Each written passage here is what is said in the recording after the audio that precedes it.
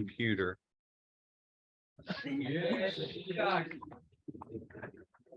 Yeah, yeah. All right, so calendars.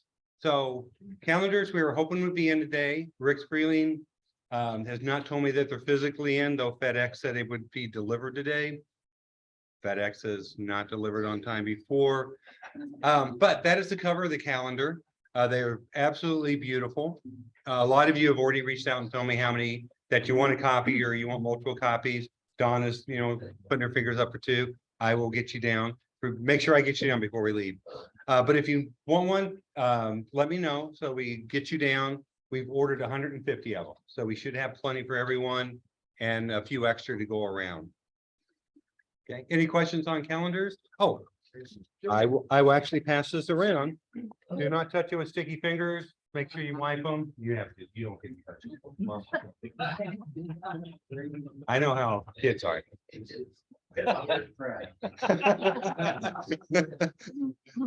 All right, but that is a copy of what it looks like. That one's actually the hard proof.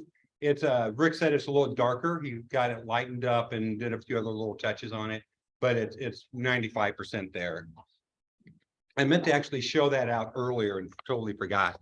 All right, so I met with Spiro yesterday, I think it was, and he is part of the Rotary Club in St. Charles County, and they have casino night coming up, and he generously donated 2 tickets to this. These are $50 value each for someone if they would like, a nice date night. So I have them here. If someone would like them, let me know. If most people like them, we'll do some kind of, coin toss or raffle or something. But if anyone wants them, please let me know. We want to make sure that they're used. All right. Trivia contest. Winner takes all. So any interest right off the bat? Anyone need to think about it? Hudson, you don't count? You're a little young for casino night. All right. We'll come back to that, but please let me know. All right. So Steve, we are up to you. And I'll turn this over to you, my friend. Oh, that thing. Yes, I love that thing. Sometimes you get it right. Yes, sometimes I do. You're gonna get. And sometimes it snows in November. So anyway, in Astronomical League news, there have been a number of what they call challenges going on, and 2 of them are pretty much over. The globular clusterman is overdone, finished. That's it. The International Observe the Moon Night, that's pretty much overdone, finished. And so if you submitted, you should have gotten your email certificate. Okay, and they're really, really pretty. And the nice thing about doing things in your email is they're in color. And so that's kind of cool. There is currently one challenge going on, and that is the Moons Observing Challenge. And the idea there is to go try to observe 12 moons in our solar system. And if you can do more, go ahead and do more. If you were to read the directions on the actual web page, they say, oh, do our moon, and they said, I think 4 for Saturn, and they said maybe like 6 or 7 for, I said that wrong, 4 for Jupiter. I think 6 for Saturn. Ultimately, they suggest 12. It turns out one of the 12 is pretty difficult. Am I pronouncing this right? Mimas, M-I-M-A-S. Okay. Who knows how to pronounce it? That's one of the moons of Saturn, but it's not far from Saturn. And so a lot of times it's obscured in the glow. So where it's relatively bright, Saturn's brighter, so you may or not be able to see that one. Just for the sake of argument, I'm working on it. I counted down 22, and I'll be turning them in a couple of days. The end observing date is the end of this month. Jupiter's good now. Saturn's getting a little far, so if you want to work on it, go grab it. And then Mars is doing pretty good. The final submission date for that is December 31st, the end of the year, on the AL's webpage. So that's the information you need. You need to draw it. Yeah, draw it or image. It's one of those. Okay, here's the first challenge of the night. 4 buttons. Yay! Right.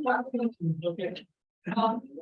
Everybody knows that I try to talk every month about something involved with observing. And what I try to do is 1 month talk about an economically resilient program, and then the next month talk about some kind of skill. That's this month, then, it's going to be some learning program. I can say you take on the Lunar Program.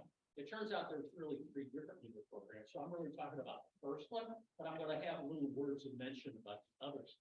I will tell you that the picture you see there is one that I took some long time ago. And if you were to look at it, oh, this is a laser pointer. This is where I get into all sorts of problems, right? Don't blind anyone. No, I got to find the right button to push. Look in the end. That one. That it? There we go.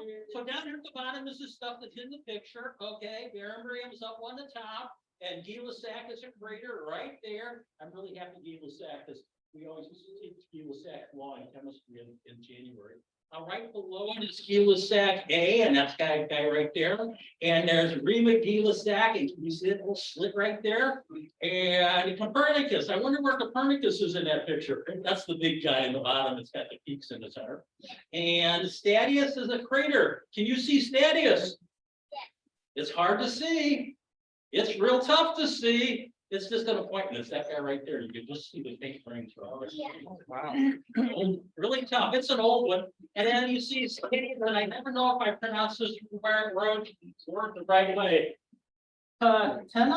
Tina?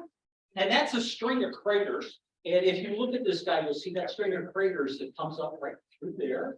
And Eratosthenes is that guy right there. And Montes, that guy is that string of mountains right there. And the sinus is that thing right there. And Mons Wolf is that guy right there.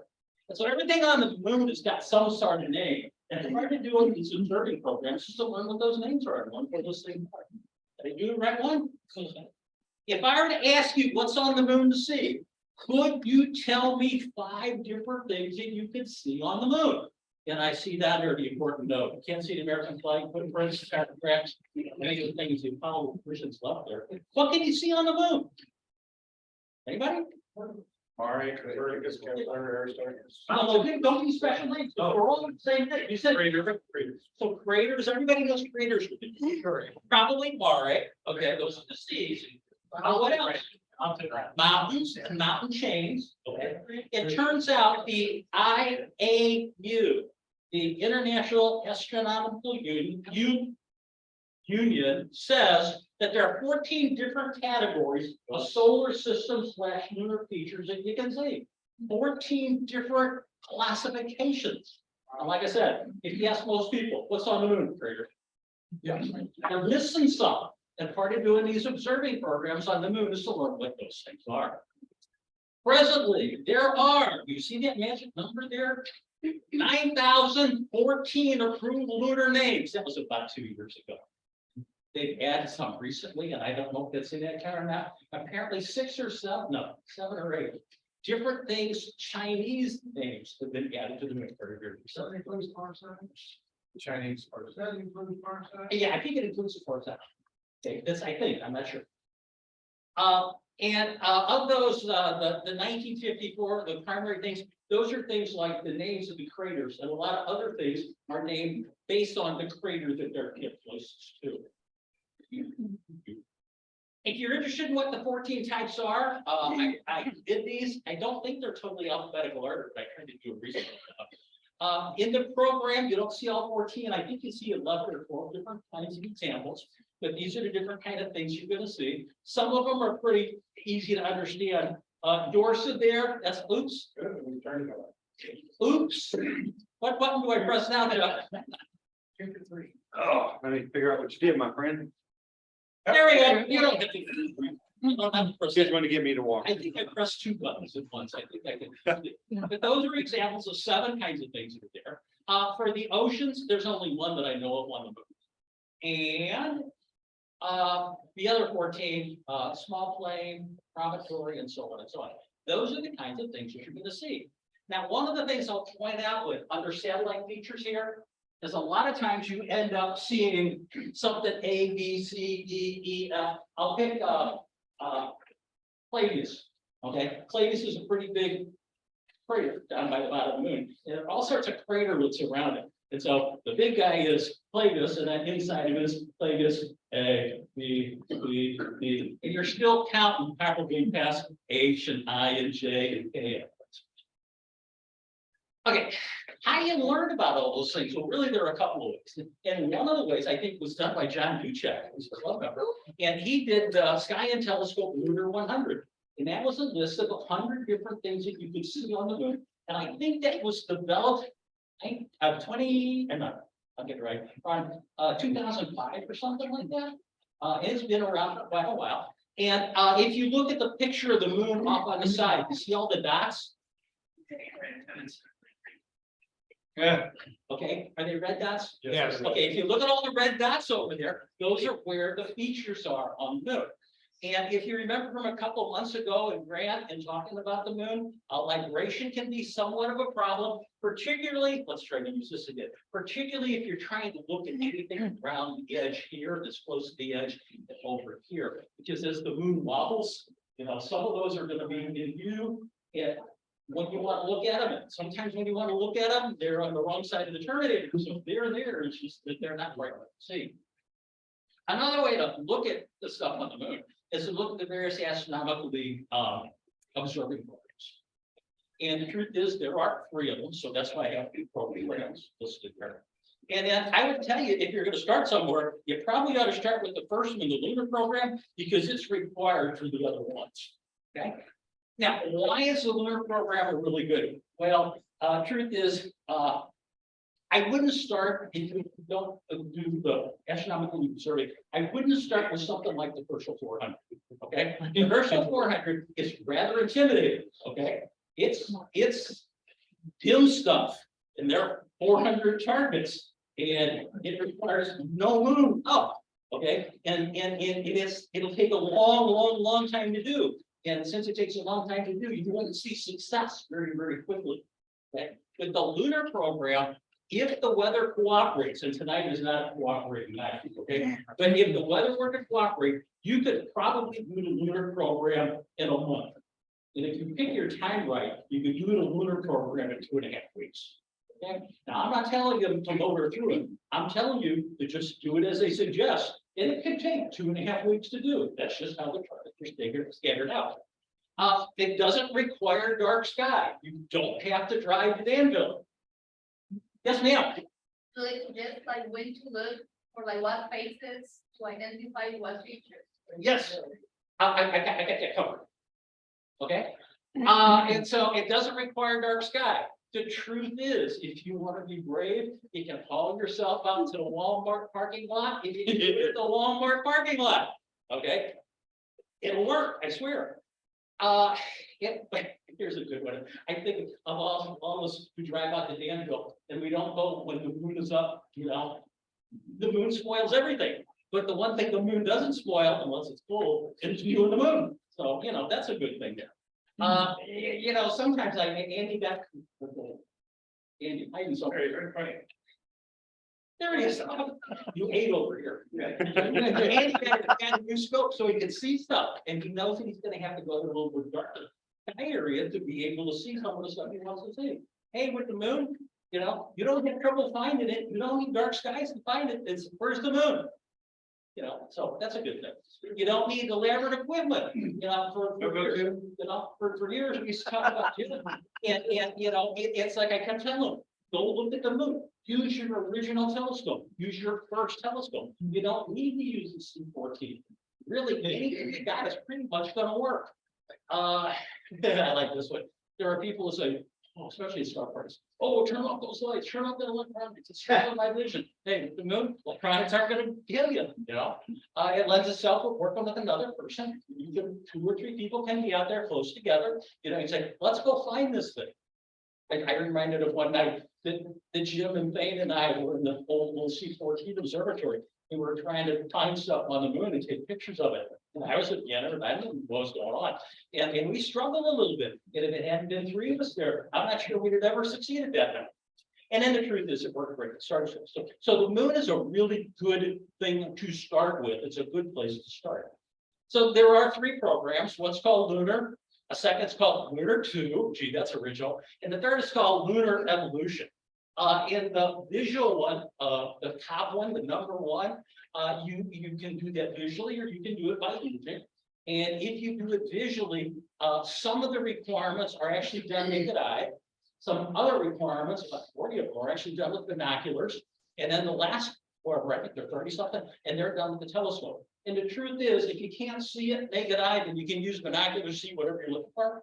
And if you can't see it with binoculars, you're supposed to see what that can use a telescope. So that, not even that is a kind of problem. They're just kind of giving you that as a suggestion. Ultimately, on Lunar 2, it's tougher. Okay, it has harder targets to find, particularly since a lot of the targets are around the edge of the moon, where acceleration is going to be a problem. And then the third one there is lunar evolution. With that, it's kind of interesting in that apparently there's 7 geologic periods on the moon, and they give you a list of targets. I think there are 50 of them. You look at the targets, and based on what's going on with the targets, a crater, how sharp is the rim? Are there rays coming out of it? Is the crater rim worn? You try to classify which one of those 7 periods it comes from. It's kind of fun. And then ultimately, some other programs there, or astronomical programs, do have some lunar kinds of targets involved. I mentioned last month that there was a new grid. Okay, this is part of the new grid for the lunar programs. And over here, you'll notice this is the same. It's just one is binoculars and not, and there's moon zoom. You can see over here the stuff's required. I think probably the things that are important to consider here. One of the columns over here says manual. And by manual, that means, can you use a go-to mount? And no, you can't. But on the other hand, can you think about trying to do a go-to mount with the moon? I guess you can use an electronic, A handheld, You yeah. could say, pick something, Mare Crystal, and you could try to maybe get the current coordinates, and maybe you could try to go to those coordinates. And by the time you went there, maybe the moon's going to move a little. So, and it's no big deal. I don't think you want to do the moon, try to go to anyway. You're gonna instead of star hopping, you're gonna crater hop. I think that would be a good word for it. But that's the new kind of thing. A lunar filter might help. But by a lunar filter, I mean something you can put in your eyepiece, so it cuts down the intensity just a little bit.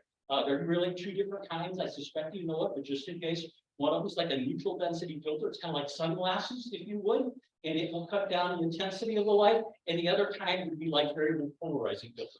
And with that, you kind of turn them, and you can make it darker or lighter as you so choose, and then put the eyepiece in and see how it does. You can all press your own button. The Lunar 1 program, which is the one I'm really talking about tonight, there are 100 targets, 18 are naked eye. And the naked eye things, you're going to look at various full moon kind of features, things like the man in the moon, the rabbit in the moon, the cow jumping over the moon. You're going to look at some mare, and you're going to, kind of see those. It's relatively easy to do. And then again, if you can't find the mare, you can go to binoculars, and you can see the binoculars there. There are 46 binocular things that you're supposed to see. If you can't find them, then you can jump up and use a telescope to do it. And then there are 36 telescopic features, and if you can't find them with a telescope, they say you're kind of out of luck. Okay? They're not all that hard to do, but the moon's not that big. Any pair of binoculars is going to work. I would admit 1050s are going to be pretty good. 15x might be a little easier to find stuff with. The truth is, if you get too much magnification, it does require a little bit more fiddling to be able to find a particular target, because you have to say, well, what do I know? And where do I want to go from here? You have to go to up, down, right, left. What kind of craters are along the way to doing that sort of stuff. They have optional activities at the end. I think there are 10 of them, and each one of them counts as 2 things.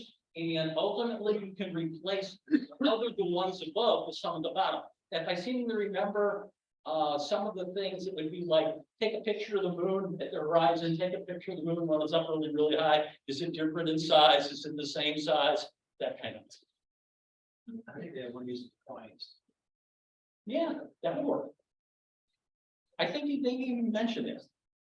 I don't see anybody who's really a big imager here. I was going to point at Dan. Dan hasn't done the Lunar Program. Okay, where is the? Okay, I pointed that at the beginning. But if you wanted to do it, Ultimately, you can do it with imaging. I would tell you, particularly on the crater level and something like that, you will want to shoot video. Okay, shoot a minute worth of video, then stack it with something like auto stacking. You'll get much better images. So that's kind of what I use with that very first frame that I had here on the slide. Since only Grant is here, who's really, well, Grant and Don, that are imagers, I'm just going to go past imaging. Okay, what are you going to do? Just we're recording this so people can watch it later. I know. Okay. I wanted Dan to hear me say that. Okay. Is that what you mean? No, but We said you were gonna skip a part, so I Yeah, didn't. no, but I mean, for the imagers, we can talk about that in the imaging. Yeah. Gotcha.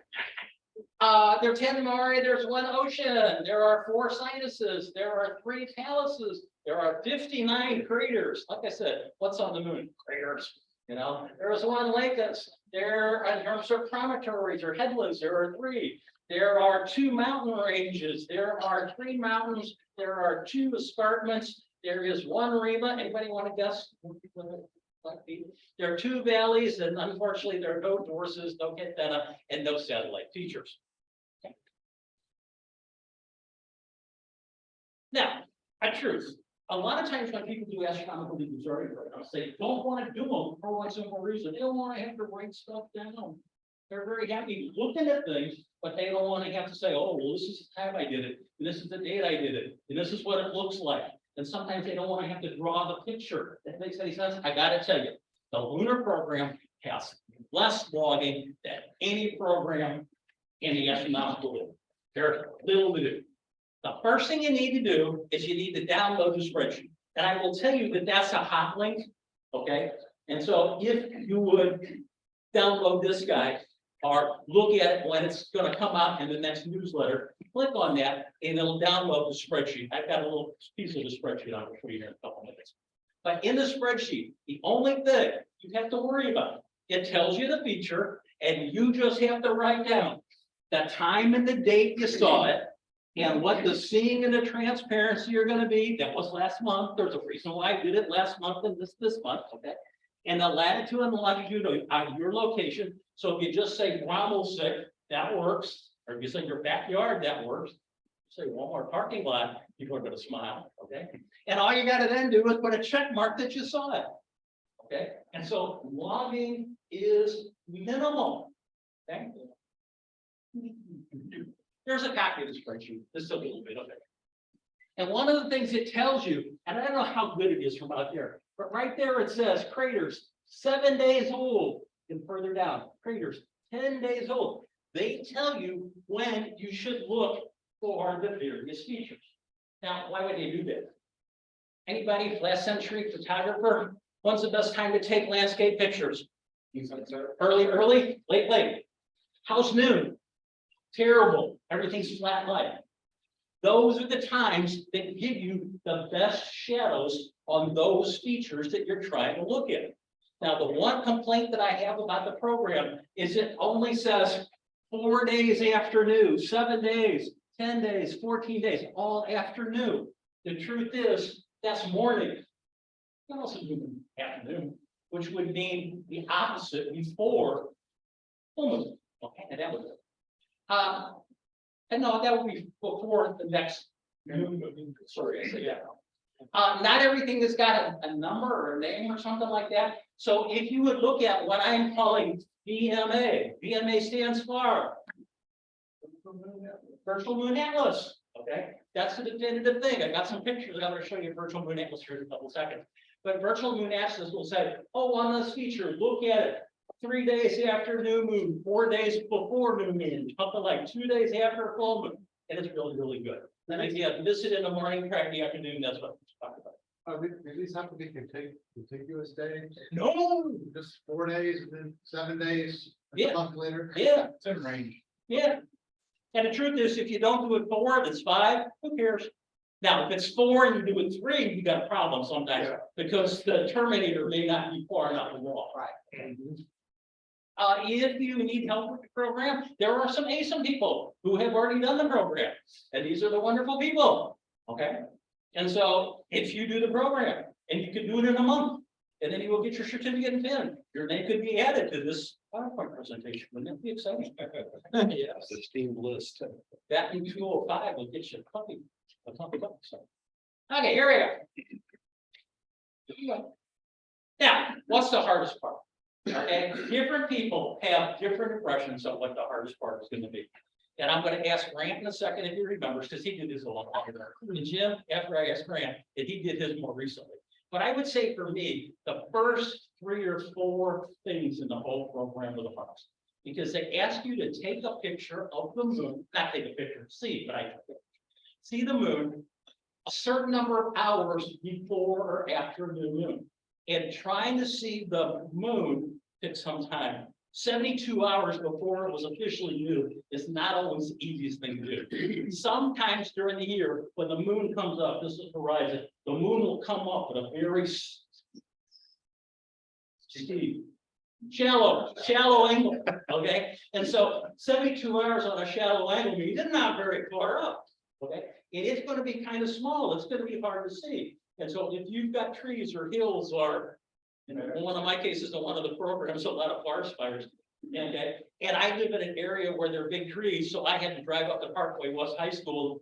I tried at church, but a lady was knocking on my door like, stare at Parkway West, nobody bothered me. And it's like I tried to do it. So the first ones I thought were the ones that were the hardest. Okay, I think there are 4 or 5 of them, and ultimately, once you get past that, I think everything would roll. Did you think anything was particularly difficult when you did the program? Grant shaking his head. Within 48 hours of new, especially getting up in the morning. I found it harder than the evening, but either way, you've got to have pretty good conditions like you mentioned.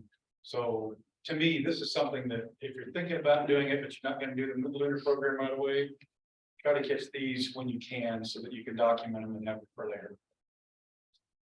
I did one on House in the Ocean. Huh?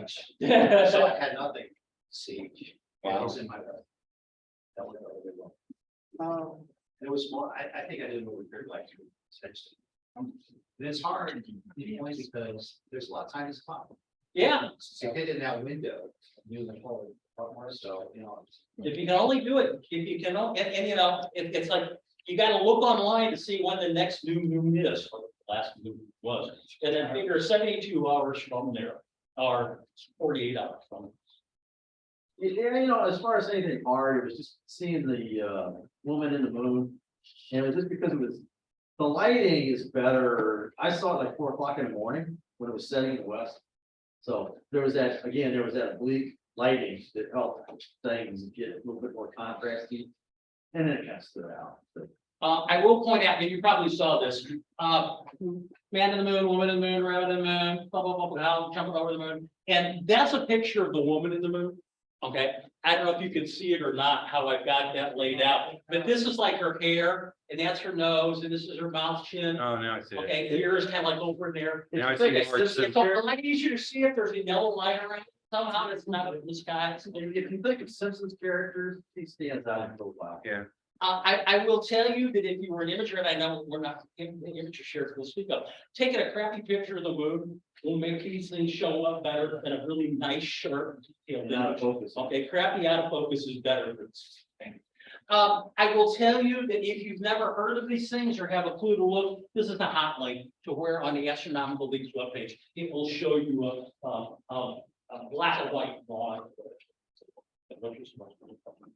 We talk about, oh, it's the man in the moon for years and years, but it's like, how many has never really seen it? Okay. How to find the targets. Okay, there is essentially 2 ways of doing it. There are these people in the world who are paper people. There are people in this world who are electronic people.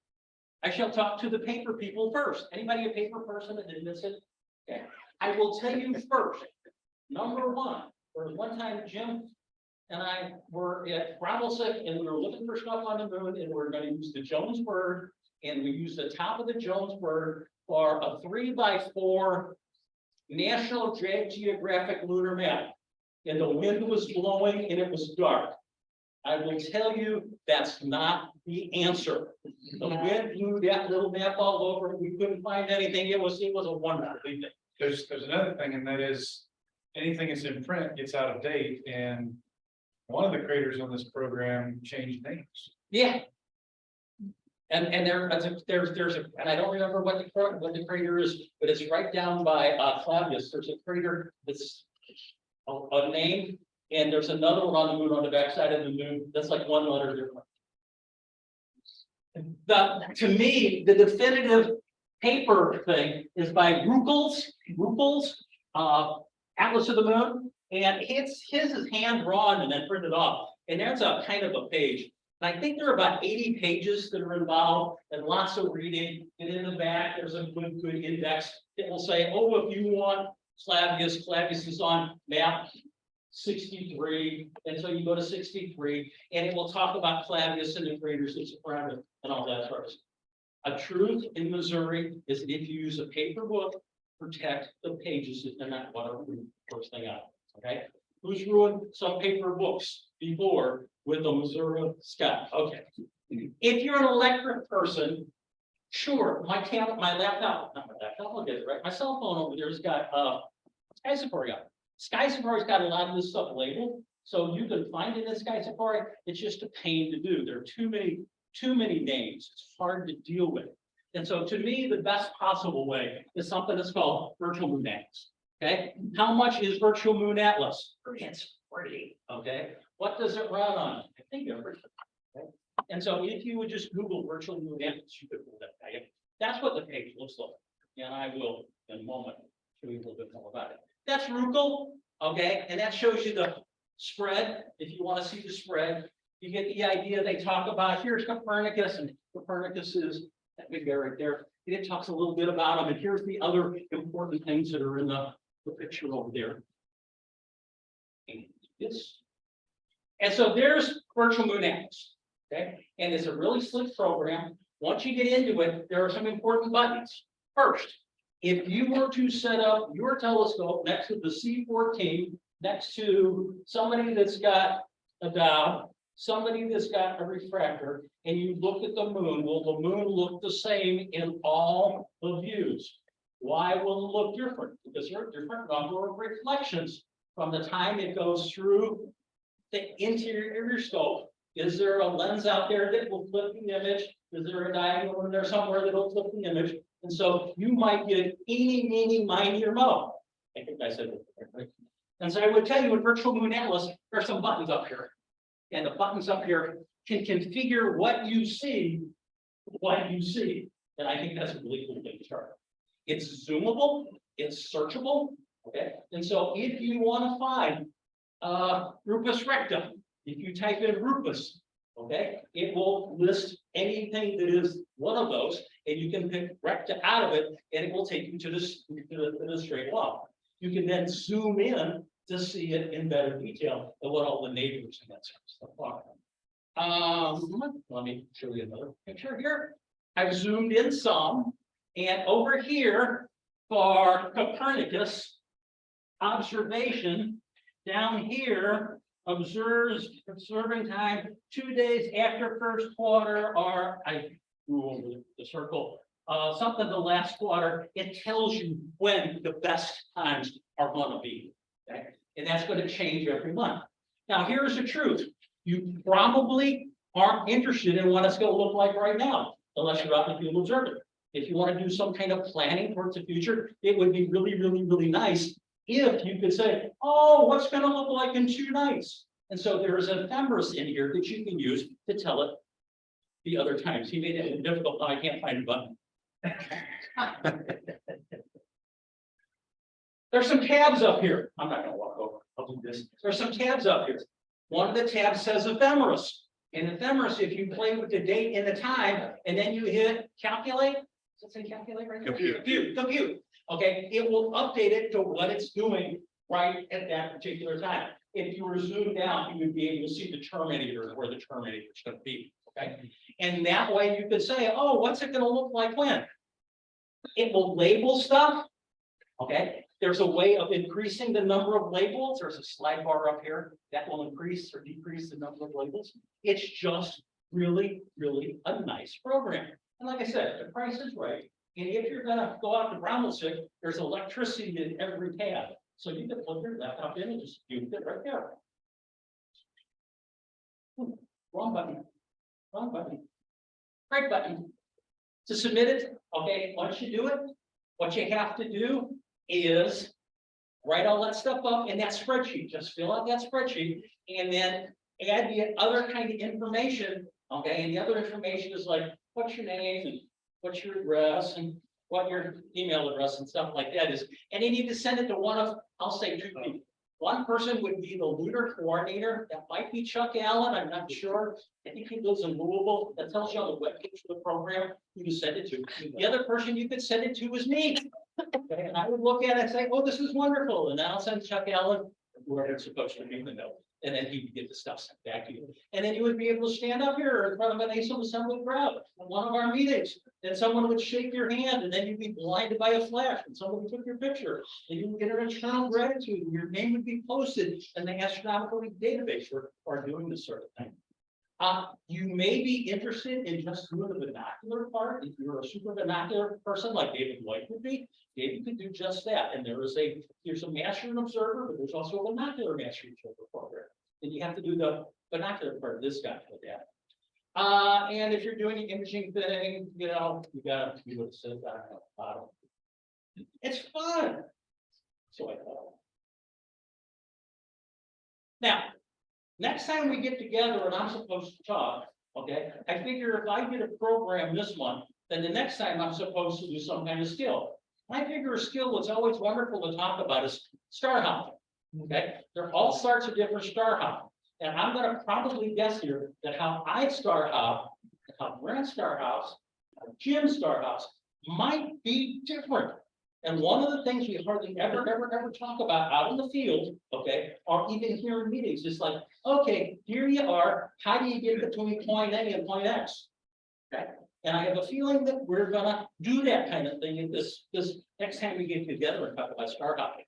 Now, the truth is, I don't know from Chuck when I'm gonna do this. I don't know if we want to do this at the December meeting. This is gonna be a Christmassy kind of theme, and I don't know if star hopping is appropriate for that. Or if we want to do it at the January meeting, but what's true about the January meeting besides chilly? Normally gets stuff out. We normally get crapped out with the weather. And so I am going to talk about star hopping at some time, and Chuck's going to tell me eventually what he wants me to do. It's gonna be next year, Huh? so January. January? December is gonna be really social. Got it. I don't have any problem with that. Okay, so the cast of thousands won't show up for that. And at this point, I will press this button and ta-da, we've ordered. And I'll put this back. All right, thank you, sir. Pass it forward.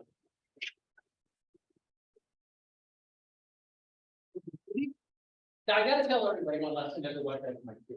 Okay, back in the old days, when we used to bring our own laptops in and set it up and do it on the screen and all that sort of stuff, and practice the afternoon before we get at it. Okay, but Chuck likes for us to send the stuff to him well in advance. So when did I send this to you? Like earlier in the week, maybe even like last weekend or something? Yeah. So I hadn't seen that since last weekend. So it's like, okay, I hope I did okay. Yeah, fantastic. All right. Okay. All right, so we talked about this back in August, you know, the eclipse classes for the 2 eclipses coming up next year in 24. So I did order 3,000 pairs. They're not in yet, they'll probably be in the next couple months, but better done. So I'm gonna have those available for us as members if we want to buy those.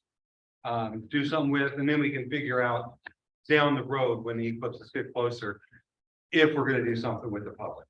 Because right now it's just gonna be a partial here in the area. So, but I wanted to make sure at least had glasses for the members and families and stuff like that. So if you want some, let me know. I have to go back and take a look and see what the cost is gonna be, but it'll be $1 or less. When do you expect them in? I just approved the layouts and he said they're putting them in the order, but he didn't give me a time frame. Okay. You're still for a puppy? I did. Something around that. I don't remember. Dave, I really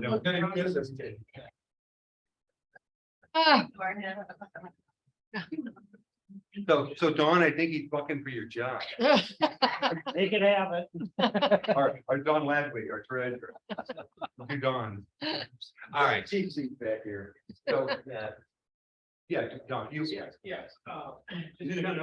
just kind of update you. I just came from Cape Girardeau. Friday, I spoke with the president of the college and it's looking like we're moving forward pretty well to July 22nd Expo next year. It's a Saturday. We have Fred Espinac hired to come in. He'll be a speaker, do a panel on Friday night. And talk on Saturday, including, I think, probably some astrophotography talk. So we're gonna have a series of speakers. And so it's looking like it's pretty good. It'll be at the Show Me Center, which is about 30,000 square foot. About time again, I guess, is, I think the one that's Cleaning Park is about 20,000. Well, this is 30,000 square feet, so we'll have a lot of towns, schools and things like that. So this should be a pretty good. Down in Cape, you said? Cape Girardeau, Show Me Center, Cape Girardeau. What's the date again? July 22nd. Okay. It's a Saturday, and it'll be Friday night, the night before. Will be a panel, which will probably be broadcast by Zoom. Okay. And I'll get all that information from Dawn and we'll put that in Yeah. for, say, the January, February, and we'll start having that. So you guys can see it. Okay, why do we have those two blue boxes up? You have two screens going? Does everybody know who Fred Espinac is? Mr. Oh, Eclipse, Well, I was hoping you'd say. Go for it, Larry. Yeah, so he's basically a Mr. Eclipse. He's a Yes. prior NASA guy. He's the guy that really did a lot of the work at one time, putting together all the maps. So he won't be known as much by the public, but the people in the astronomy world and NASA world, he's very well known. Yes. Very nice, very nice. So, and I think we talked about this before, Dawn is on, if not leading, the Missouri Eclipse Committee. Yeah, I'm on it. Dawn is not bad. But yeah, so just Dawn is always a great resource for things like this. So I still remember the 2017 eclipse and all the stuff that we did. All right, so I put this out in one of the emails and the newsletter and everything, so I just want to talk about, it's getting cold outside. Yeah. We've had hardy folk in the past, Grant being one of them, that would just go out there and, temperatures didn't seem to phase you. As we as a group get older, some of those hardy folk don't go out as often as they used to, yeah. So, and so it's a legitimate question. What is our tolerance level for the cold on these Friday nights? I can tell you my personal level is somewhere around 50 degrees. But as we found out, yesterday, Mr. Ladwig, Mr. Twelman, I think it was Andy, had, a lower tolerance. So I just wanted to, come with the group, because at some point, it's going to be 20 degrees outside with beautifully clear skies. And wind chill of And I need to -10. know if I need to cancel or not, if anyone's going to go out. Well, So, Jack, it sounds like you just threw down a gauntlet and the challenge is now, hey, are you saying you're going to be going out on a cold night? I never turned down a challenge. Let's change this to an open discussion for a little bit. That's what I meant for it to be. And I'll give you my personal preference.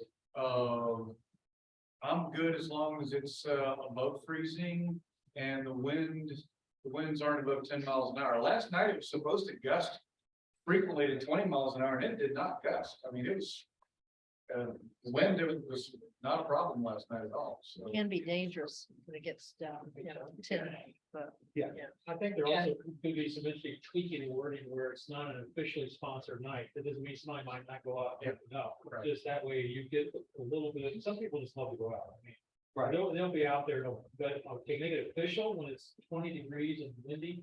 Yeah. And I'm sorry, you were. yeah, that's what I was saying, the same thing. anybody else?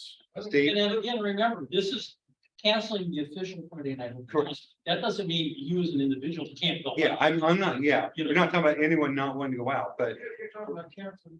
Oh, telling them that we're not. Yes, yeah, Yeah. correct. And put on our website that, Friday and open house is canceled. Yeah, if anyone wants to go out on their own, praise to you.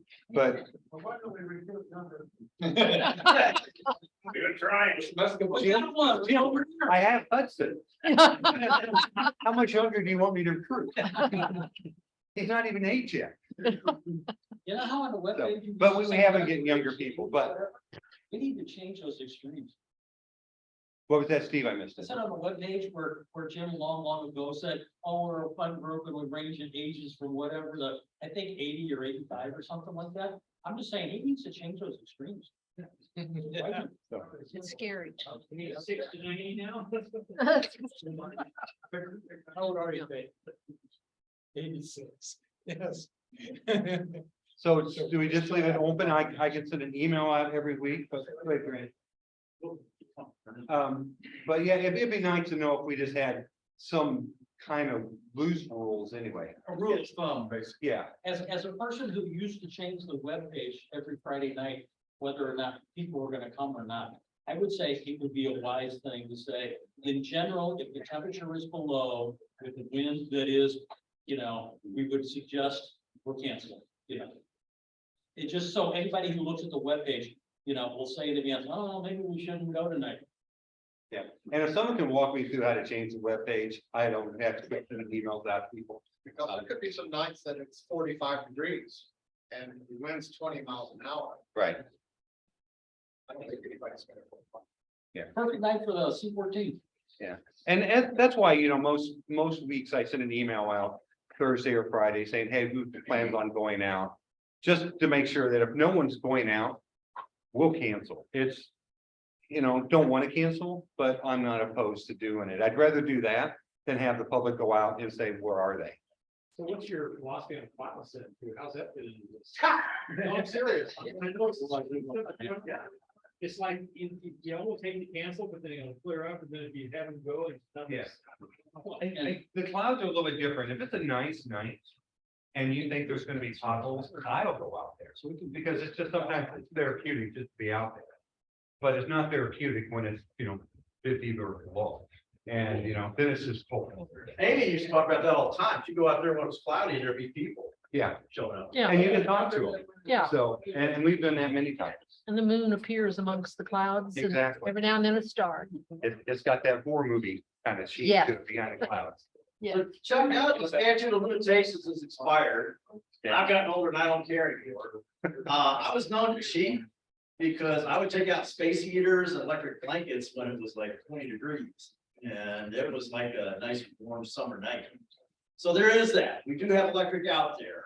That's true. And if you want to make a little heating hut, took a observing table, put a little cloth over it, and made a nice little warming place. And an electric blanket, they are more than enough for the outlet we have. It's true. That's true. So. All right, so, yeah, John. For both of us that drive a pretty decent business, if the predicted low is at a certain point, that be cut off. Yeah, and I think that was sort of what Jim was going, or Steve was going for. Yeah. So, yeah, we just need to come up with what that number is. So, and it doesn't have to be decided tonight, but I just wanted to make sure we had started having the conversations. Because it's just gonna get colder for the next 3 months. Jim had a pretty good suggestion, freezing above 10 degrees, 2 mile an hour winds. Because usually, Above 10 degrees, No, above 10 mile an hour winds. above 10 mile an hour, was If it? it's freezing or it's above freezing, if it's below freezing. Got it. And it's 10 miles an hour. winds. yeah, because the wind chill will be about 20. Well, that becomes the wind chill. Yeah. Yeah. If you set it in a wind chill, like like 30-degree wind chill, In other words, it's 32 degrees and no wind, you're good. There's 32 degrees. Or if it's 33 degrees with 10 mile an hour winds, we're good. All right. Did everybody hear that? In other words, wind chill 32, I guess. Is the word. So what Don's saying, and I think that was going off what you said, Jim, freezing with no more than sustained 10 mile an hour winds. I think, Grant, you were throwing in there the wind chill. wind chill is just a good number. Yeah. Wind chill is this lower. Is that a good rule of thumb? Yeah. That was, You guys at home, Wind chill playing the home version, are you good with that? And you could trial that for a few months and see how it works out. All right, I'm seeing some thumbs up. The cloud thing is all year long. It's not just. yeah. Yeah, But But it the does wind add to chill. the fact that if it's very cloudy and cold and windy. It's dangerous. if it's cold and I see 100% clouds, I'll probably just say, guys, we're gonna cancel. 100% I mean, like Jim, last night, we probably were in 30, 32, wind chill anyways. And yeah. I didn't find that to be I don't find 30. one bit of a problem. I would have thought we'd have gone more for 20 to 25 years. Well, being in the C14 observatory, probably, gives you another 5-10 degrees. Yeah. And the thermal. But I mean, Jim was standing outside and he wasn't I griping. was outside the whole time. Yeah, and he wasn't griping a bit. I did have insulated coveralls on. And so. Well, you got to dress the part, You do have to dress. All right.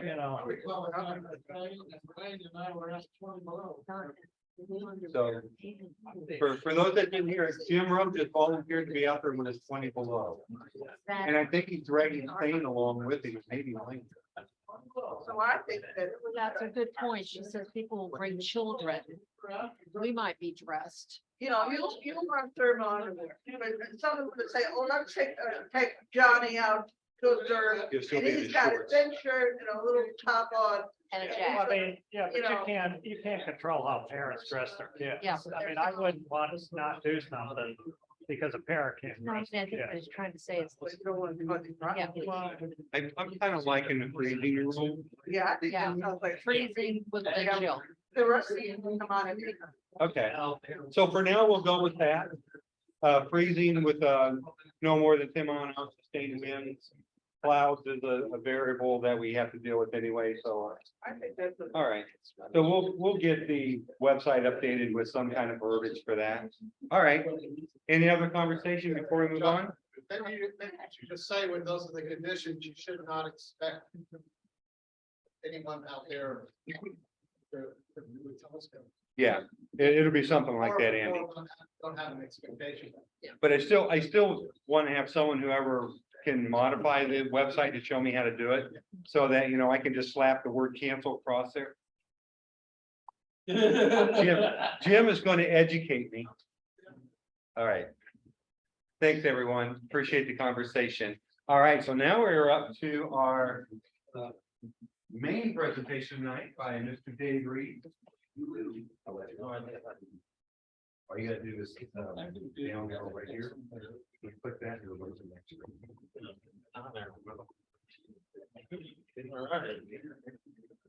That's a nice picture. Speaking of weather, tomorrow night. Winds around 5, temperature 20 to 28. Unless you're a complete wind, you better be out there. Well, I've had an interesting week, let me tell you. About a week ago or so, I woke up, middle of the night, looked over and. Well, I must be married to her, 'cause I'm in the same bed with her, but I cannot remember her name for nothing. I couldn't remember my wife's name, I couldn't remember anybody I knew. What kind of mushrooms are we taking? It's, and then Wednesday, I went up to, I even asked her, I said, Donna, am I the only one you ever slept with? She said, yes, all the others were 7s and 8s. Oh.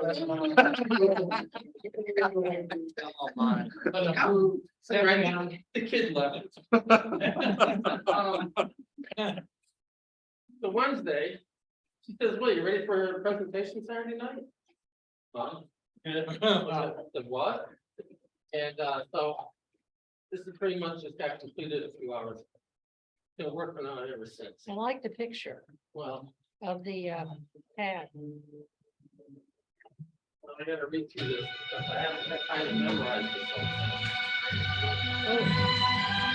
All right, study. Let me see if I can get that down. Whoops. A little too much. Where'd you do that? No, I did that, I guess. Maybe, I don't know. Anyway, SETI. It's either a technical term or it's a common abbreviation for the search for extraterrestrial intelligence. It's our never-ending search for others like ourselves. We believe there has to be someone somewhere out there. Maybe.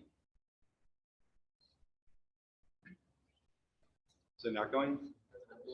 I may have clicked on something here. Give me a second. All right. All right. Now, NASA and the European Space Agencies have always worked closely together in the exoplanet field. NASA's JPL and Caltech facilities. I think we have a guest from there. Yeah. Yes, we do. Did you plan that in advance? No. I was fainted when we asked someone. And I'm gonna do this? No pressure. Yeah, no pressure. Jeez. Number one, huh? All right. The majority of which, most of the planets they focus on are planets in our own solar system. And but with a lot of private funding, they've been more time being spent on searching exoplanets. Now, since 1990, the Hubble telescope has been a major player in the search of distant solar systems. Of course, its only limitation is that it is how big around? What's the diameter? 8 feet. That's right. The 8-foot diameter. Now, besides Hubble, we have other telescopes around. We have the James Webb Telescope, which Yes. they just put out not too long ago, last Christmas. The Grand Telescopio in the Canary Islands, 34-foot, 32-foot South African large telescope. There's a 30-foot telescope down in Texas, and the 33 Keck telescope out in Hawaii. There's a 98-foot telescope they love to build, but they really want to put it in Hawaii, but they're very protective of their islands out there. So they haven't yet found a place to build this thing. But Chile's got great mountains. So they are building a 128-foot diameter European telescope down here, expected to be completed in 2027, 5 years from now. Less than 5 years from now. So 128 feet. How big is 128 feet? Oh, this is Bush Stadium. That's 128 feet. A meter that big. That's gonna be stuff. That's gonna be stuff. Jim, do you think we could find one of those in your? We're already working on it. Wow. All right, so let's see. I'm setting up a weekend at Bush Stadium to rent it out.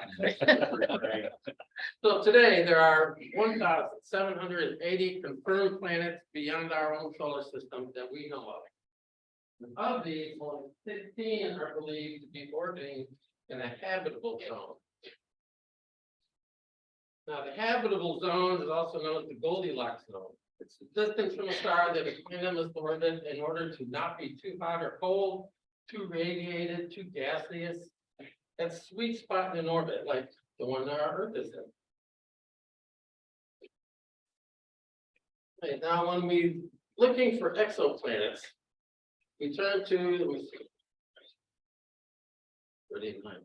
What? Okay, when looking for exoplanets, we turn to Alpha Centauri. It's the closest star system to Earth. It's only 4.3 light years away. I mean, it's like next door. It's visible only in our southern hemisphere. It's part of the Centaurus constellation. With the Hubble and other new satellites, scientists in 2000 discovered a solar system called TRAPPIST-1. Yeah, TRAPPIST-1, seen in the Aquarius constellation. They have been able to theorize, based on the data they have collected, that TRAPPIST-1 has not one but 7 orbiting planets. Like Alpha Centauri, TRAPPIST-1 is a red dwarf star. In space terms, TRAPPIST-1 is considered a close star because it's only 40 light years away. That's considered fairly close. All right. Now, there are 2 other solar systems with possible planets in a habitable zone. These are the Kepler solar system, 500 light years away, and 8998, 300 light years away. And the 2 planets were actually photographed here, from here. But the thing is, when you're photographing a planet at great distance like that, it's going to have to be, well, they estimate this one like 12 times bigger than Jupiter. It's got to be big for us to see it. All right, let's see. Big bones. Yeah, they have to be large. Earth-sized planets are just almost impossible to see. So as an astronomer looking for a habitable exoplanet, you're gonna obviously start where? Your closest system, that's right, the Alpha Centauri system. It's a binary system because it has two stars, right? All right, first, Alpha Centauri A, the class G star, the same as our own sun, the yellow dwarf star. 10% bigger than ours, 50% brighter than ours. That's Alpha Centauri A. Alpha Centauri B is the class K star, slightly smaller than our own sun. It orbits Centauri A at a distance similar to what Jupiter orbits our sun at. And what scientists know is this. There's only one thing orbiting Alpha Centauri A, and that's Alpha Centauri B. And there's nothing orbiting Alpha Centauri B. So there's really nothing to see here. Right? Then in 1915, astronomers discovered a third star called Proxima Centauri, or Alpha Centauri C, out here. This makes it a 3-star system, a tertiary. Tertiary, thank you. Now, Proxima Centauri, it's a red dwarf, it's a class M star, which is the most common type of star, but you all do that, right? About 75% of known stars are class M. This is about 12% the size of our own sun. It's only 20% as bright. And it was discovered in Johannesburg using a 26.5-inch refractor telescope. Now, it's about 0.2 light years away from Alpha Centauri. Out there, this vast distance is why scientists are not even convinced that it's an actual part of the star system. Is it just a red dwarf passing by, briefly affected by the star system's gravitational field? Or is it, is it just coasting around, or is it actually in orbit? They estimate that its orbit actually takes approximately 500,000 years, well, give or take a few days. And for the last 98 years, we've always looked upon this as, just, I don't know why I went way down there, but we've always looked at this kind of an oddity, it's just something odd. Maybe it's part of it, maybe it isn't. But since 1915, telescopes on the ground and the new ones in space have improved to the point that in 2013, they discovered something new. This planet has, this Proxima Centauri star has a planet orbiting around it. This got everybody's attention. An exoplanet, and it's only 4 light years away. It's practically across the street.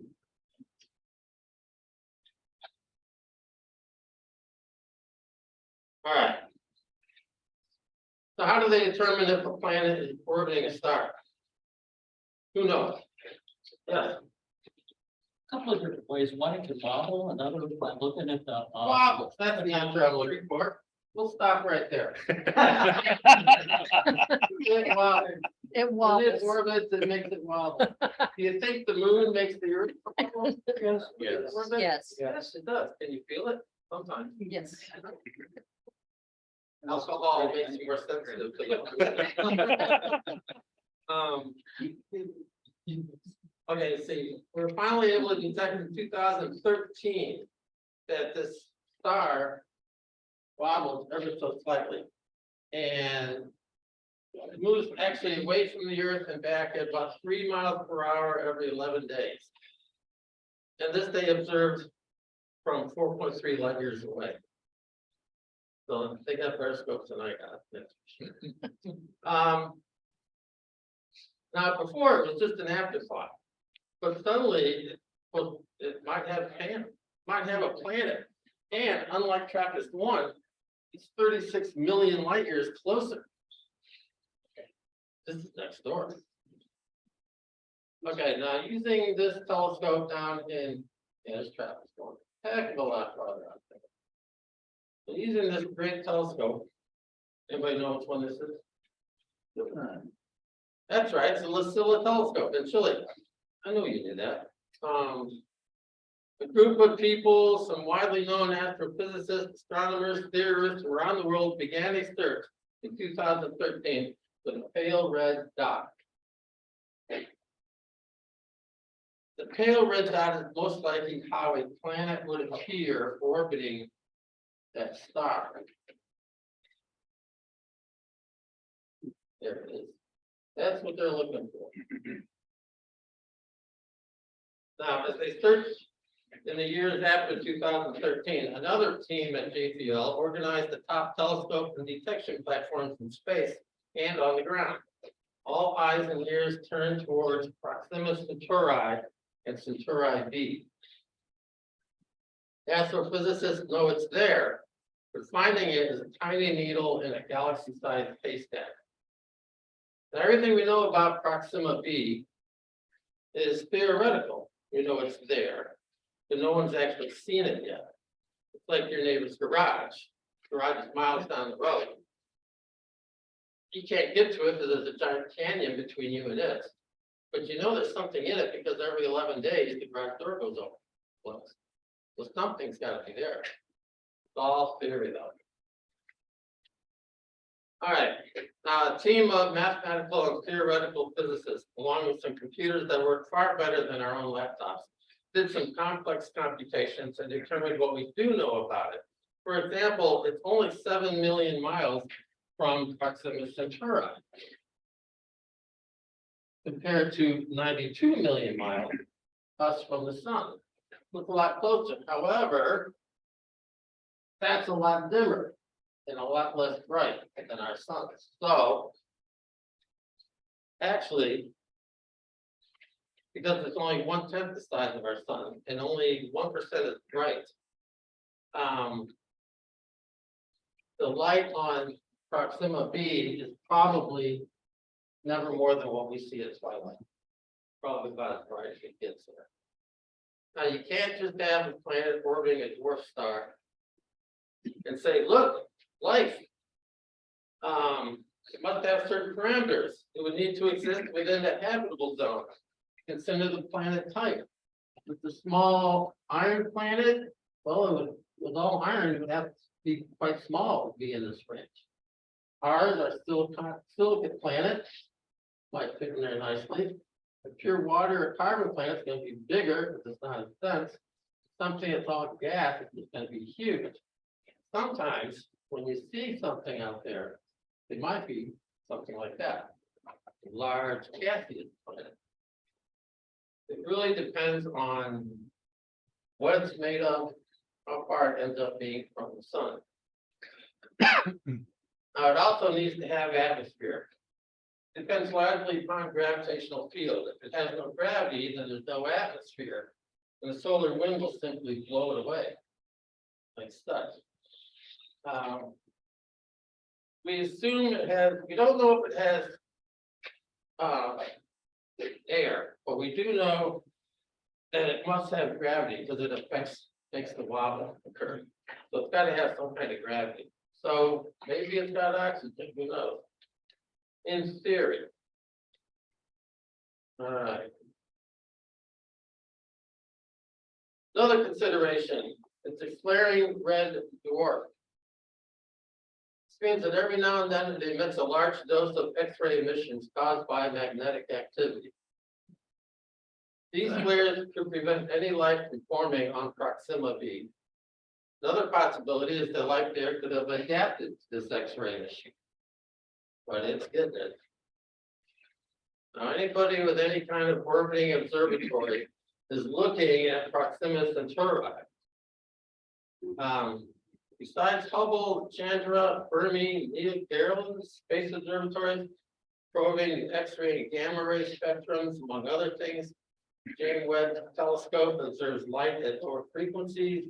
Everyone wants in on this. Then in 2019, we discovered a second planet.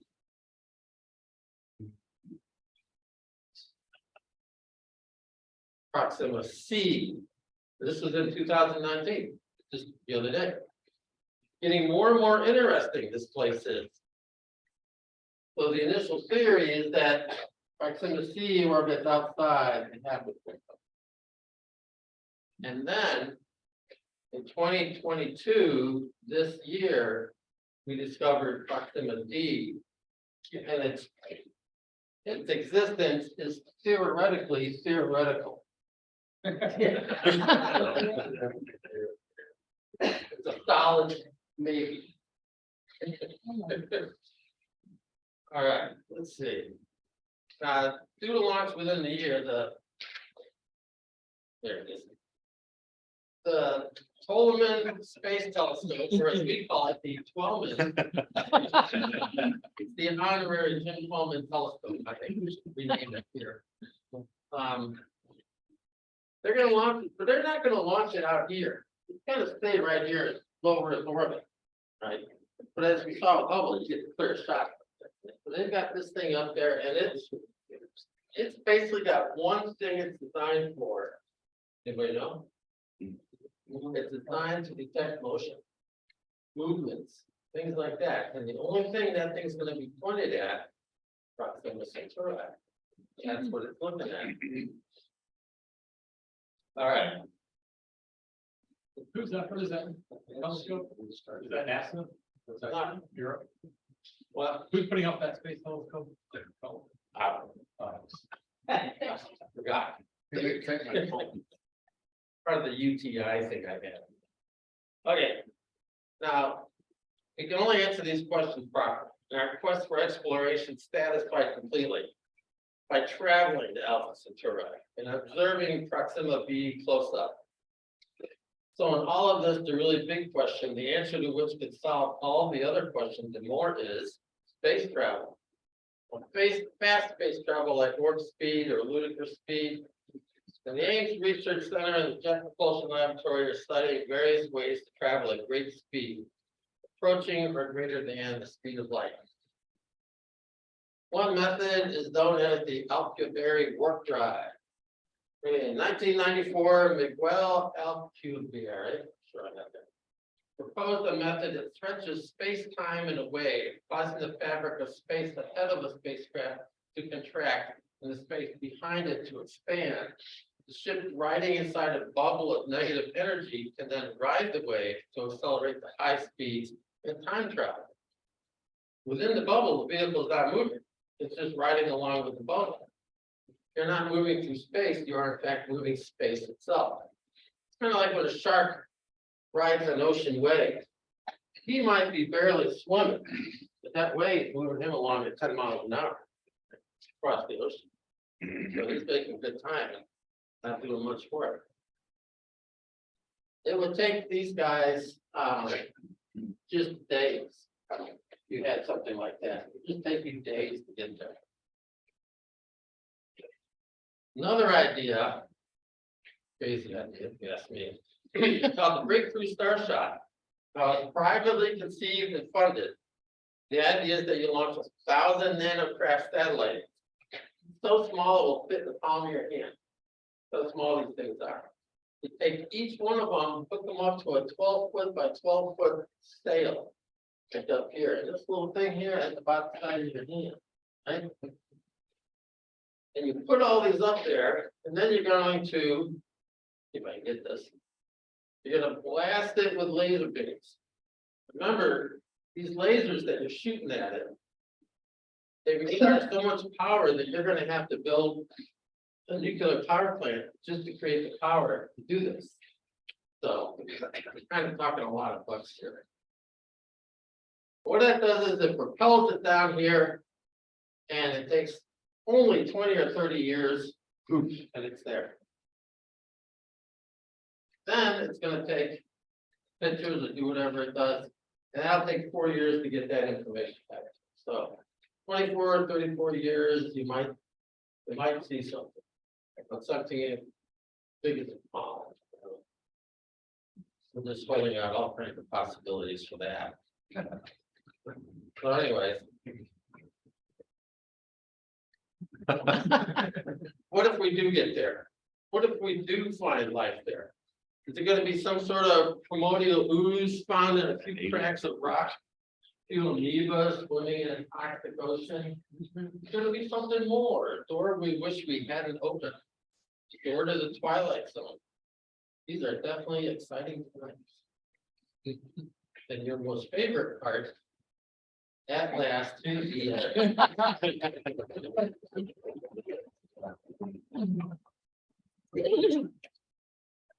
Great job, Dave. Any questions for Dave? Like you mentioned, that approximate century, probably a little over 250,000 times the distance to the sun. 260,000 actually. That's like a quarter inch compared to a mile. You know, the field, how far away. Yeah. That same scale of service is half a million. Times the distance to the sun.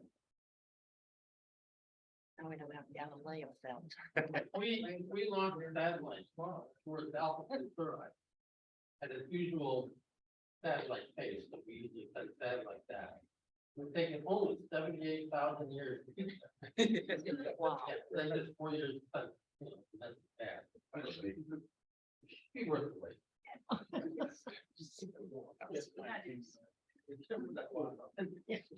All right. Up to our, what is that? Session hospitality?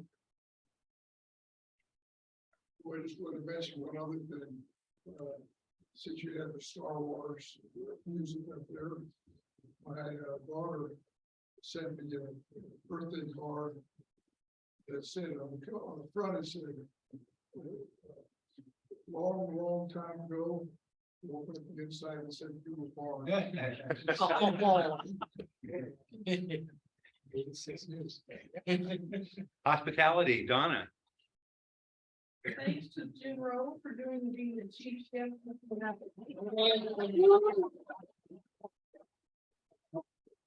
have discovered some new cooking skills here. And he had my favorite balance of a little bit more sides than there were desserts. Perfect. What can I say? Well, like a swim clock. And so, Ellis, thanks to you for next month, Penny. Are you still for that? Yes.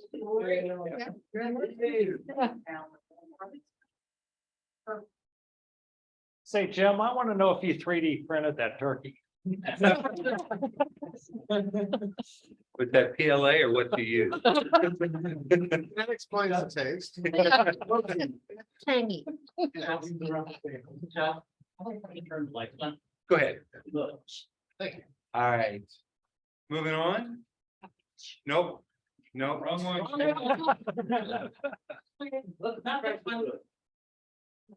Okay, Brent did it, Brent knows how to fix it. I don't know the tree. For some reason. Try that again. There we go. Stacy's not here, but I will, I don't know what all outreach we got going on, but I will say that I've been very happy over the last couple of months with our participation with the outreach, the Friday night open houses, the library telescopes. I know there's been some other things. Now, thank you, Grant. So, I mean, thank you to everyone. I tried to send emails out and let people know who was out for these, and it really is, you know, good to see us getting out there. And other people made those comments to me too, that, you know, we've been well staffed, especially on these really busy nights. So it's just glad to see you guys out there. Any comments or anything on outreach? Nice. I assume the outreach deals are gonna be the same as the deals as Friday night open houses with weather related.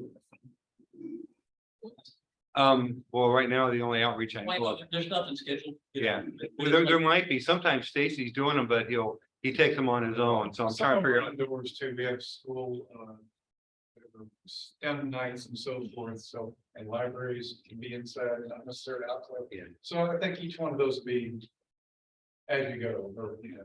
Well, the library ones we always schedule them to where there's a moon out, but even if it's 100% raining outside, we still have them because we have the indoor going over the library, so those outreach will still be there. I'd love to do more of the STEM and STEAM with the school. Yeah. I don't know how to reach out to them. They basically reach out to us and I think they're coming back slowly. So hopefully we get more of those in 23. I would like to think the telescope.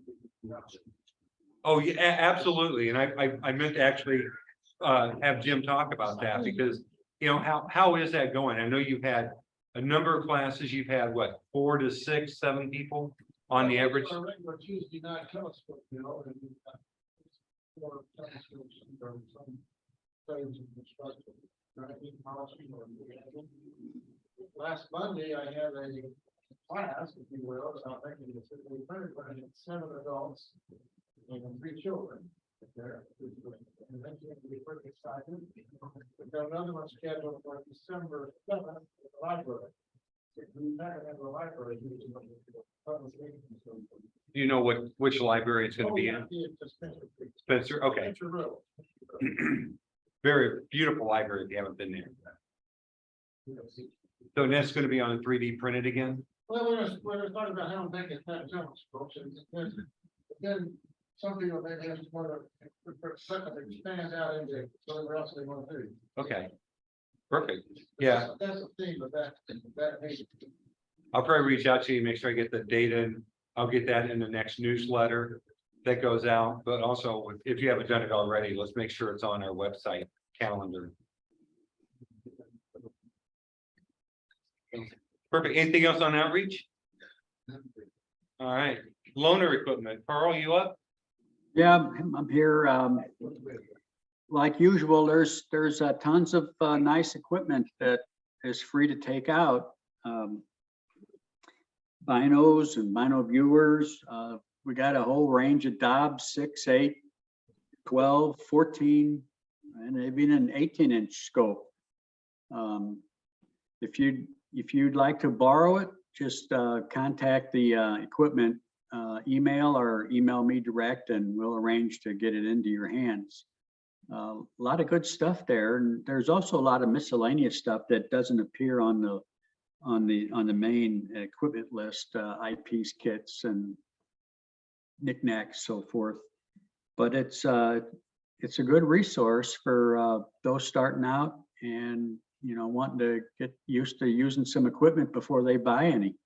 So use it. Yeah. And I'll send you an update on this, but I brought the eyepiece filter kit number 2 that at the bottom of the list to give to Sparrow tonight for him to use with his Dobb at home. So that'll be one piece of movement that we have. Okay, good. All right, moving on, library scopes, that's me.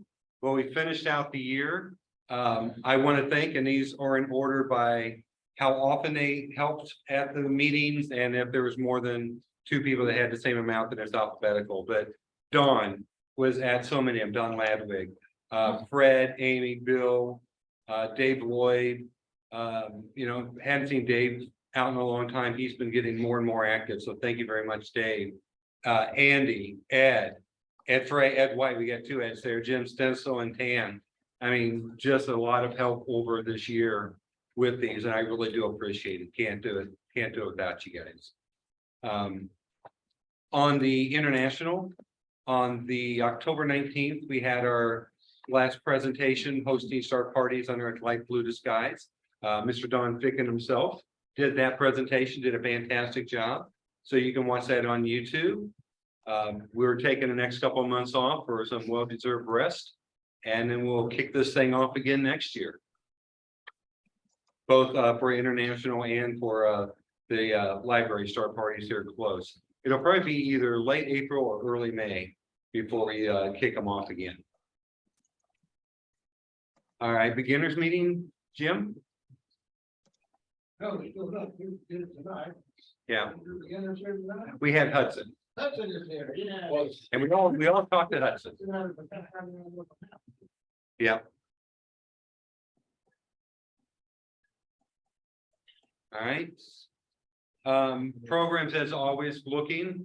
We would love to see the members, come forward with some great topics like tonight's topic on exoplanets. So please reach out to me if you've got something you'd like to do. We won't be doing a program next month. That's just gonna be basically our Christmas social time. We might have a little bit of business like this, but I'd say 15-20 minutes tops. And then the rest of it's just really social. So please come to the December meeting. Love to have everyone mingle. But if you got something you want to talk about, even if it's like you need a few months, let me know. We'd like to get you on the calendar. Tom, you're on. Anything going on with DYI yet? I know you and Carl are both on. No, I've not been able to participate. How about you, Carl? Kind of the same, but Jim is making great progress at the makerspace. Maybe Jim, can you update the group what's going on there? We're having our telescope bill night regular Tuesday nights. But I'm also about ready to put together the replacement for the dining cage in the W end. And then the wood cut out, do a little checking for assembly and so forth, but gonna be need some help to do that. And we'll get ready to put it up, but I'll let you know. Okay, so what time frame do you think you need help? Probably 25 degrees. You know, range like when we moved it out there. And it was that cold day with the freezing. Freezing rain running down my back. But, yeah, no, I don't know, maybe next week or two or a month. We can definitely recruit you some help. So, Yeah, what I'm doing there is that, because I screwed up the first time, I didn't have the right football length. The diagonal cage is too long, I waited for some string fluky things to get the eyepiece to focus. I've been making about 6 inches shorter, but I will also flip it over the other side, so that the telescope moves away from the ladder instead of into the ladder.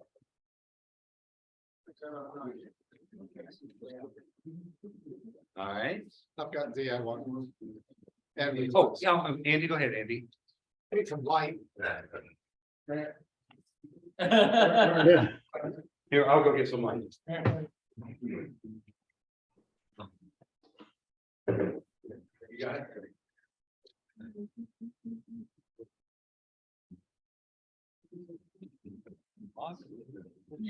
That's hurting. Okay, Emerald had a telescope too. It's for an 8-inch mirror. It's F6, I believe.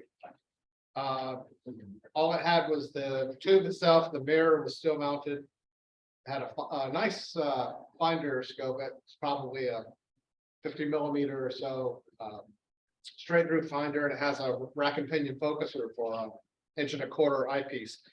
This is the it needed some tender loving care. This is the bottom mount to the telescope, and it's made out of oak, and oak is probably not the best choice of something that's going to be having a lot of humidity swings, because in the long direction it doesn't expand as much as it does in a transverse direction. So it was screwed in 6 locations around the side in an aluminum tube, so it just pulled it apart, cracked it. So what I've done is I've glued it back together, and I coated it with some shellac. The shellac is pretty good water resistance. So I'm hoping that won't be a problem in the future. The mirror was in fairly good shape. The scar that's on here, the diagonal is probably going to cover that up, so that probably isn't going to be much of an issue. So I took the mount that the mirror is on and added some felt pads. Interestingly, Jim suggested to do it at 70% of the radius, because that's gives you equal amount of material inside the pad than outside the pad. So I've got some felt pads holding it in around the outside and at the bottom with some little latches in the top, which is the way this was designed to work. Now I've got to get some springs that go here, because these 3 screws go through 3 holes here. Yeah, and it'll be just like any knob you would buy from Orion or whatever. You can make an adjustment with a laser or whatever collimation method. You can make your adjustments here. And once you've got those adjustments made, just a little hand tighten just to keep it stable. So if you're moving it around or have to pick it up or move it, you don't have to worry about your collimation going out bad. So this is the status. I'm gonna try to mount this long direction with a screw, attaching it to the aluminum tube, and maybe just put a pin to the side. So it won't rock around at all. Hopefully it'll give a little more longevity to that. If that doesn't work, we'll have to make it out of MDF or something. I'm sorry, what's India? It's a medium density fiberboard. Okay. It's stuff people make at cabinets. Wouldn't. Like a rock. But wouldn't, no, plywood. But wouldn't moisture?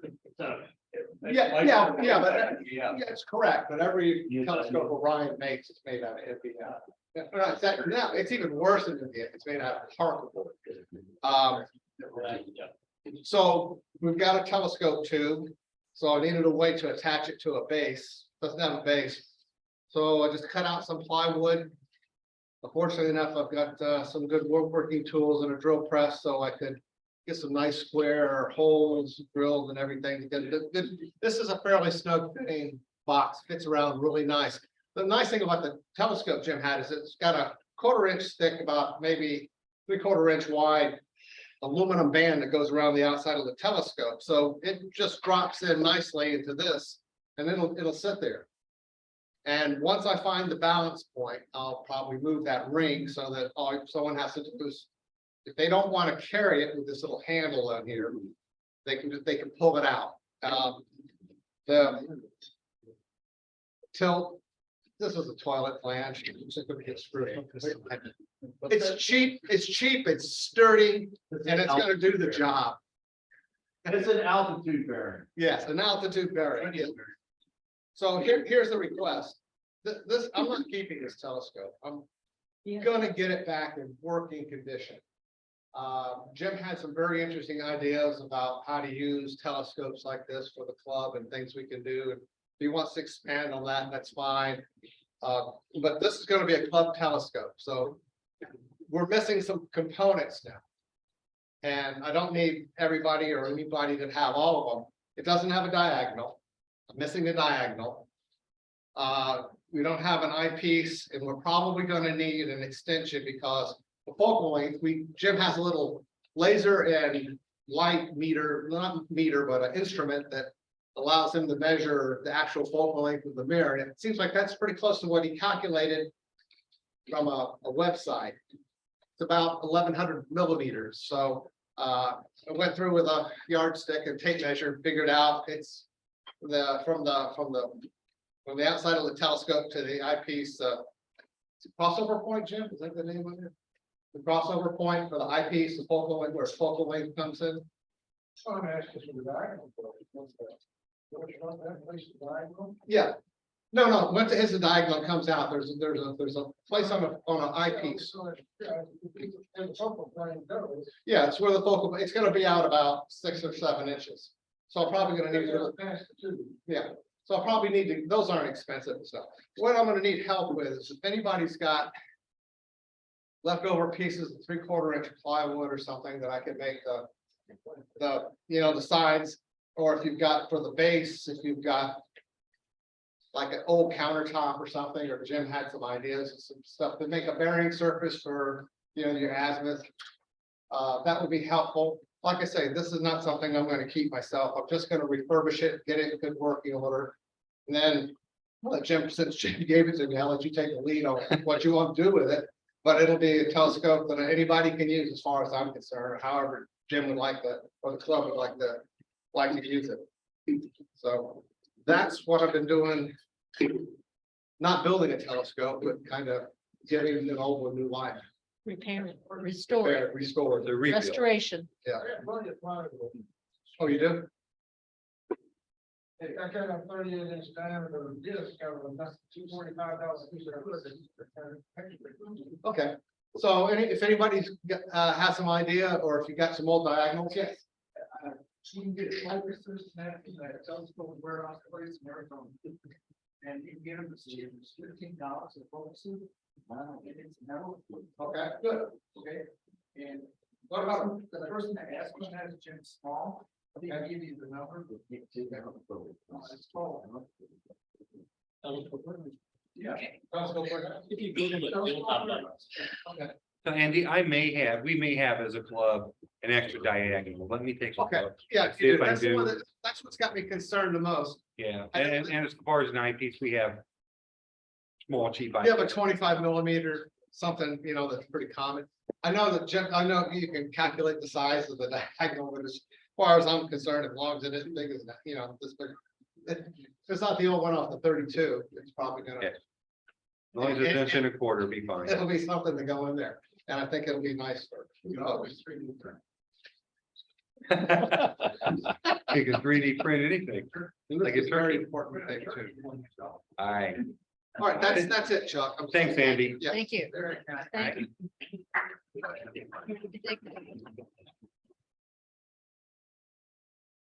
All right. I don't think we have Dan, do we? Did he sneak in at the last moment? Dan. All right, so let me channel my inner Dan and say, digital sig, third Tuesday of each month.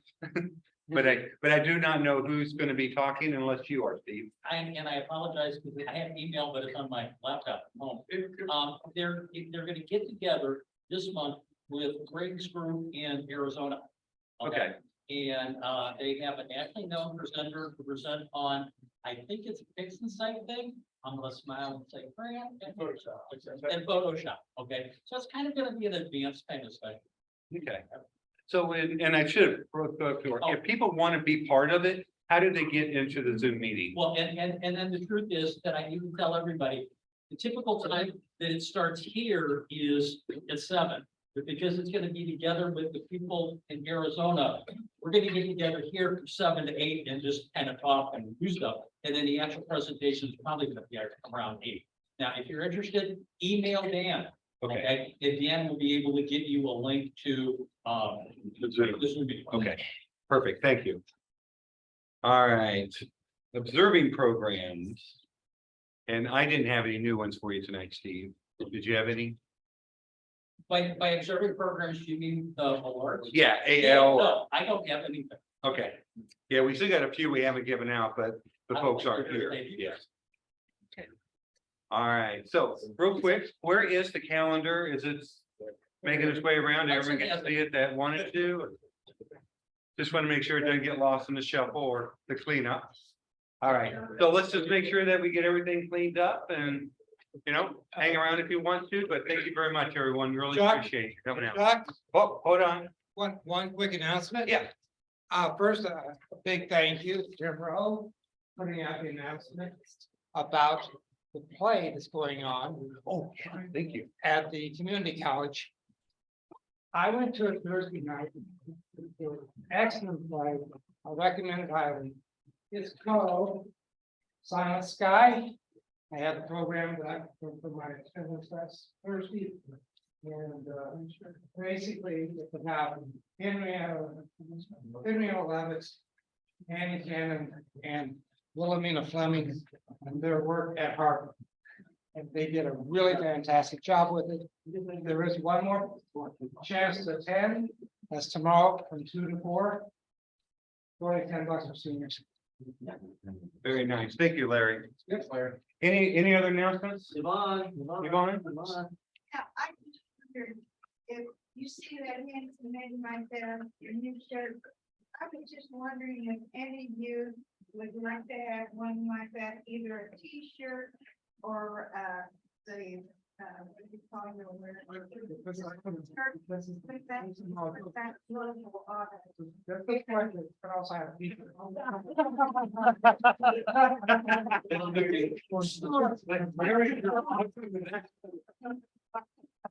Larry, get on the table to do a catwalk. for us. Don't ask what you're going to.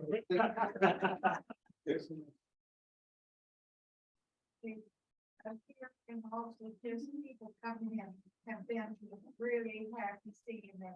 So I don't know for sure how to handle it, Chuck, but Yeah. Anybody interested in having one, I think would be important whether which one it would be, and then what size you would want and how many.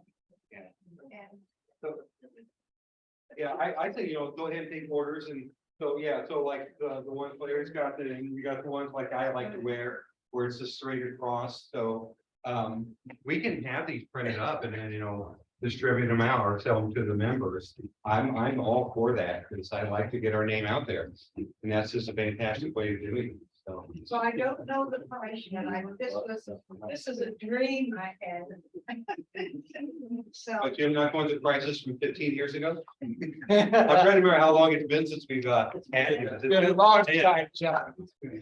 Well, we used to have a printer that would do that, but they didn't have business, so we had to do the whole thing, get it all registered again. Yeah, when Yvonne was talking about earlier, I showed her the printer that I have in Winsfield that does these, can do those too.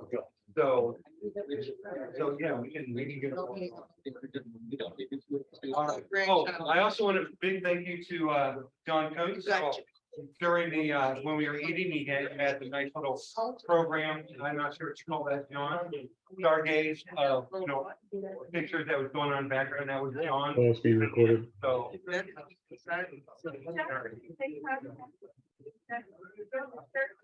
They can contact either one of us. Figure it out. All right.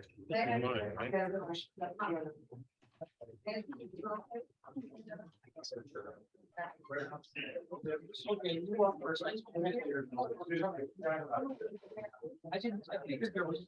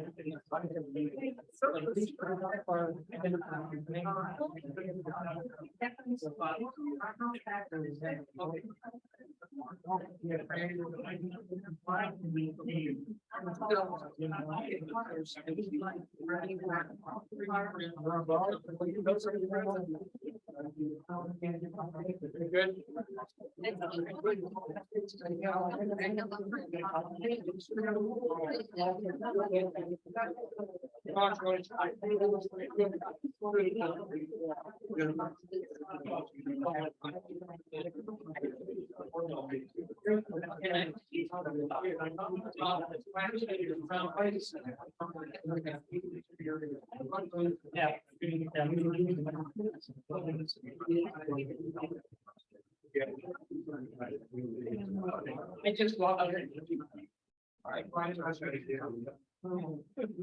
Turned out to be